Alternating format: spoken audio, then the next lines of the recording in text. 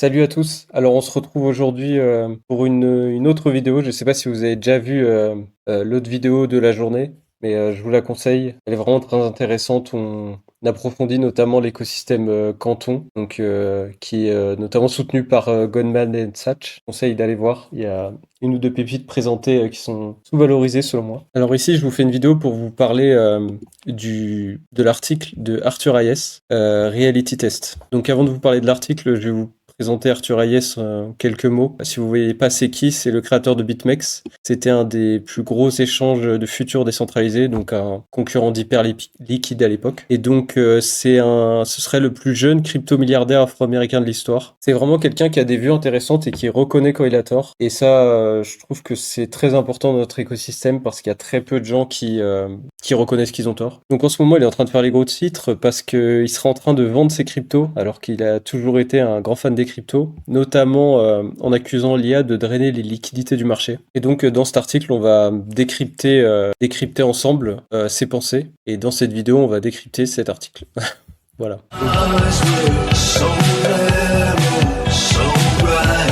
Donc j'ai demandé à Claude de nous faire une petite présentation, comme ça on va le décrypter ensemble et je vais vous dire ce que je pense. Si vous me connaissez pas, moi c'est le Shérif Crypto. Je décortique les actualités crypto, je cherche les nouveaux narratifs et les nouveaux projets. Ça fait 9 ans que je suis dans la crypto, donc j'ai un point de vue bien tranché sur certaines choses et une certaine patte pour trouver les nouveaux projets. Et voilà, dans ma carrière j'ai trouvé pas mal de x50, x100, x200, donc je pense que mon avis peut vous intéresser. Donc voilà, la phrase d'accroche de son article, c'est suis-je en train de rêver ou est-ce que le marché est-il vraiment déconnecté de la réalité? Donc je pense que c'est son inquiétude par rapport à la bulle IA. Donc voilà, Arthur Hayes pense que l'énergie est la variable cachée qui commande tout le marché. Un effet domino, pétrole, politique, IA pourrait faire éclater la bulle de l'IA et entraîner toute la crypto dans sa chute. Il faut savoir que le pétrole, c'est vraiment ce qui drive nos économies mondialisées. Et sans le pétrole, l'économie s'effondre. Mais avec le pétrole, chaque industrie croît. Il faut savoir que la croissance du PIB est directement corrélée à la croissance et aux dépenses énergétiques en grande majorité du pétrole. Donc c'est vraiment le flux sanguin du capitalisme moderne. Donc voilà, pour lui, rien n'échappe au coût de l'énergie. Tout dans l'économie n'est qu'une façon de transformer de l'énergie en intelligence. Le scénario qu'il redoute, la bulle IA explose, la crypto plonge avec elle. Puis Bitcoin renaît de ses cendres. Il faut savoir que dans ses articles, il donne toujours des lueurs d'espoir. Pour le coup, pour lui, le Bitcoin, c'est un des actifs les plus résilients et solides du monde. Donc, je pense pas qu'on va nous dire qu'il a tout vendu et qu'il réinvestira plus jamais dedans. Donc, selon lui, Trump et l'Iran ne signeront pas tout de suite. Hayes pense que ni Trump ni l'Iran n'ont intérêt à faire la paix tant que le pétrole reste à ce niveau. Dès qu'un camp tend la main, le pétrole baisse et la pression de faire un deal disparaît. Puisqu'en fait, il faut savoir que Trump a énormément de ses revenus est énormément soutenu par l'industrie pétrolière et l'Iran également, notamment avec les hausses du pétrole et étant donné qu'elle contrôle le détroit d'Ormuz. Voilà, il contrôle en fait une grosse partie de l'approvisionnement mondial. Donc finalement, ça arrange les deux camps. Une guerre de basse tension continue. Trump a lancé une guerre contre l'Iran en année électorale. Un très mauvais timing pour lui. Le détroit d'Ormuz est perturbé, moins de pétrole circule, donc l'inflation alimentaire et énergétique monte. Tant que les stocks excédentaires durent, les prix restent calmes, mais Hayes prévient, une fois épuisés, les prix flambent. Donc voilà, on peut parler des stocks excédentaires alimentaires, mais aussi énergétiques au niveau du gaz. En fait, il faut savoir que cette région, le détroit d'Ormuz, qui est en grande difficulté actuellement à cause des tensions, ça risque de peser énormément dans les 6 à 8 prochains mois sur les denrées alimentaires, notamment le blé, puisque une très grosse partie de l'engrais est produit avec l'extraction du pétrole, qui rejette une matière secondaire qui permet de construire des engrais. Et donc sans engrais ou avec moins d'engrais dans le monde, il va y avoir une tension sur les engrais. Tous les producteurs de blé et de ressources alimentaires ne vont pas pouvoir s'approvisionner en engrais et donc leur production va chuter et donc les cours des denrées alimentaires vont monter. Il faut savoir que cette inflation, elle peut se répercuter ensuite sur tous les secteurs, puisque moins de pétrole, ça fait moins de production, moins d'extraction de matières premières, et donc moins d'extraction de matières premières dans un capitalisme qui en a besoin de toujours plus, ça fait monter les prix. Donc ça pourrait faire une tension sur toute la chaîne économique. Donc selon Hayes, Trump joue un coup de poker. il se retourne contre l'IA. Hayes pense que pour sauver les élections, Trump n'a qu'un levier, attaquer les géants de l'IA, promettre de freiner les data centers et taxer ces entreprises pour séduire les électeurs inquiets. Deux peurs dominent les électeurs aux États-Unis, le coût de la vie et l'IA qui détruit les emplois. Pas besoin de loi, la simple rhétorique suffit. Trump peut tout promettre avant le vote, puis faire marche arrière après. Exemple, quand Elon Musk et Trump se sont clashés, l'action Tesla a chuté de 18% en une journée. Un simple tweet anti-IA pourrait faire éclater la bulle. L'enjeu réel, si les démocrates prennent la Chambre, ils peuvent convoquer Trump sous serment et lui rendre la vie infernale. Donc en fait, selon Hayes, Trump aurait intérêt avant les midterms à détourner l'attention de toutes les politiques qui ont pu lui faire perdre des points vers l'IA en attaquant un ennemi commun. Voilà, les gens ne profitent pas forcément de tout cet afflux massif d'argent vers l'IA et il pourrait du coup s'attaquer à ces géants, voilà, promettre de répartir plus la richesse, des sanctions, voilà, taper un peu du poing sur la table, ça pourrait être plutôt une mesure populiste. Mais ça risquerait de faire sauter la bulle, puisque forcément,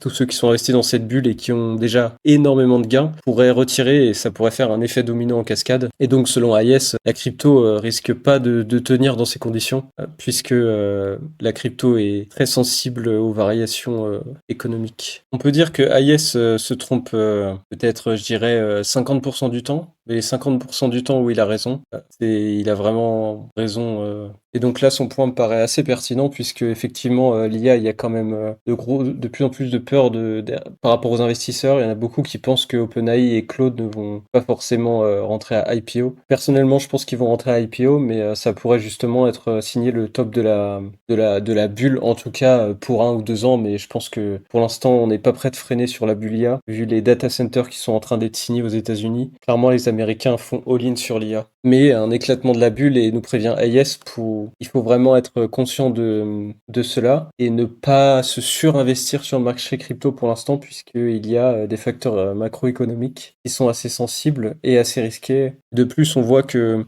BTC est dans une tendance baissière. On n'a toujours pas cassé les derniers plus bas et les plus hauts, plus bas, plus hauts. En fait, tant qu'on cassera pas au moins ici, c'est même pas la peine de penser, je pense, à re-rentrer sur les cryptos en moyen terme. À la limite, si on casse ça et ça, là, pourquoi pas?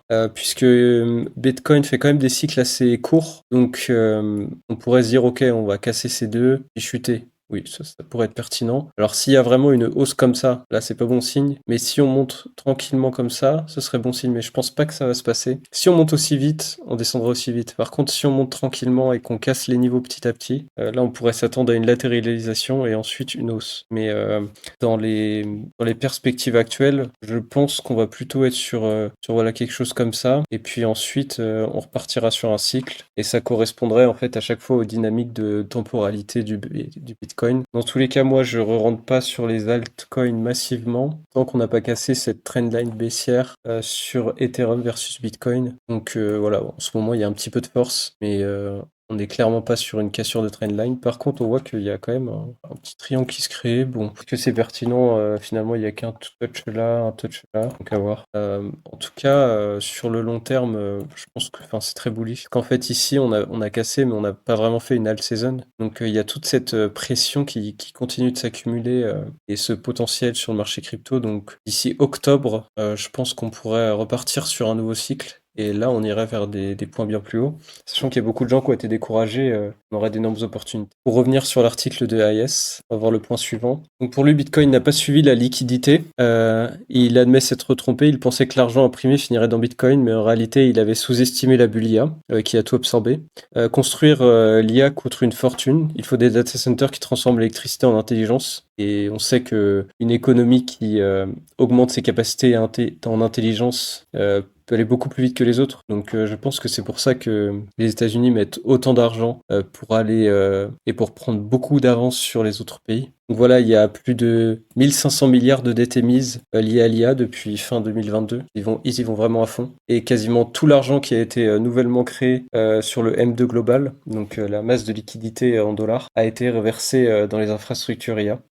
Et voilà, on a un chiffre, moins 50%, la chute de Bitcoin depuis son sommet. Donc Bitcoin accumulé en octobre 2025 a atteint son plus haut à ce moment-là, et pile au sommet des dépenses IA. Donc c'était vraiment en octobre 2025 qu'on a atteint les plus grosses dépenses en IA. Et ici, on atteint des répercussions donc sur les liquidités. Hayes pense que trois forces vont crever la bulle IA. en même temps. Si elles touchent leur cible, aucune des grandes introductions en bourse ne tiendra ses promesses. Le pétrole cher fait grimper le coût de chaque token d'IA et écrase les marges de Google, OpenAI et Co. 3 méga IPO en même temps, SpaceX, Anthropic et OpenAI vont lever plus que toutes les IPO de la bulle Internet réunies. SpaceX coté à 100 fois son chiffre d'affaires, avec seulement 4,5% d'actions en circulation. Il faut savoir que SpaceX En fait, ça met toujours 6 mois à ce que les actions pré-IPO arrivent pour les premiers investisseurs et les fondateurs. Et donc, dans quelques mois, il risque d'avoir plus de 50% de l'offre en circulation de SpaceX, sachant qu'on est à 4 à 5%. Il y aura probablement une chute de SpaceX dans les 6 à 10 prochains mois. Et donc, voilà, si Claude et OpenAI IPO cet été, ça risque de chuter dans les mois d'après. Le marché crypto pourrait reprendre un peu de forme temporairement, mais il va vraiment falloir être prudent, tout en continuant de suivre le marché et les narratifs, puisque c'est pendant les périodes de baisse qu'on investit dans les projets pour faire des x50, des x100.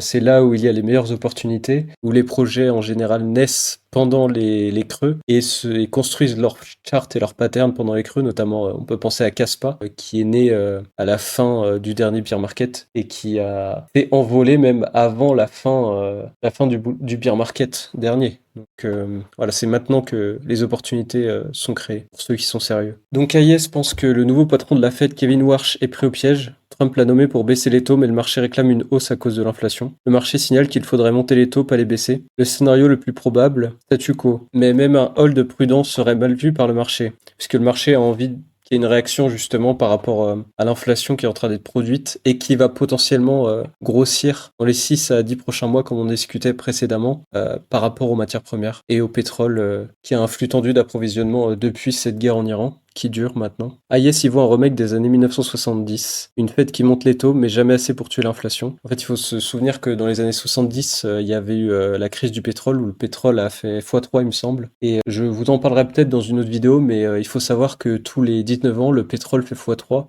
ce qui produit une inflation de 150 à 250% sur les denrées alimentaires et consommables mondiales. C'est des cycles économiques, et donc potentiellement, on est dans cette fenêtre de tir. Donc voilà, il y a de plus en plus de volatilité sur les marchés et le pétrole subit également énormément de volatilité en ce moment et pourrait donc rejoindre les 170 à 250 dollars d'ici les 3 à 4 prochaines années. Donc il faut aussi être conscient de ça dans votre stratégie d'investissement, je pense. Conclusion, selon AIS, une baisse des taux est très improbable, encore un poids sur les marchés. Donc voilà, concrètement, ce que fait AIS, il a réorienté son fonds Maelstrom, puisqu'il a un fonds de quelques centaines de millions, voire 1 ou 2 milliards, il me semble. Il va acheter de l'énergie, il va vendre l'IA et la crypto fragile et garder Bitcoin pour les grands rebonds d'après-crise. Donc il achète des producteurs d'énergie US, pétrole et gaz, puisque ils vont probablement prendre le relais des pays du Moyen-Orient sur la distribution, en tout cas dans la zone occidentale du pétrole et du gaz, notamment pour les Européens. Selon lui, il est gagnant dans presque tous les scénarios s'il investit sur les producteurs d'énergie US. Et ils sont encore peu chers, PS, les gens et les pays qui dépendent de ces énergies. Il faut savoir qu'aujourd'hui, il va y avoir beaucoup de pays qui vont être dépendants de l'énergie américaine, notamment les pays d'Amérique du Sud et les pays d'Europe. Sachant aussi que on voit que Trump a fait des gros moves au niveau de ses positions géostratégiques et géopolitiques pour prendre possession de concessions de pétrole, notamment au Venezuela, où il a fait une opération coup de poing. Et donc, ça pourrait être intéressant d'investir par exemple dans Chevron, qui est très bien positionné au Venezuela, et qui en plus est sous-valorisé par rapport à cette réimportance du pétrole américain dans la zone Amérique du Sud et européenne. Donc AIS vend toutes ses actions IA, les cryptos non essentiels, Hype, NIR, WLD, donc le WorldCoin, créé par Sam Altman, le créateur de ChatGPT.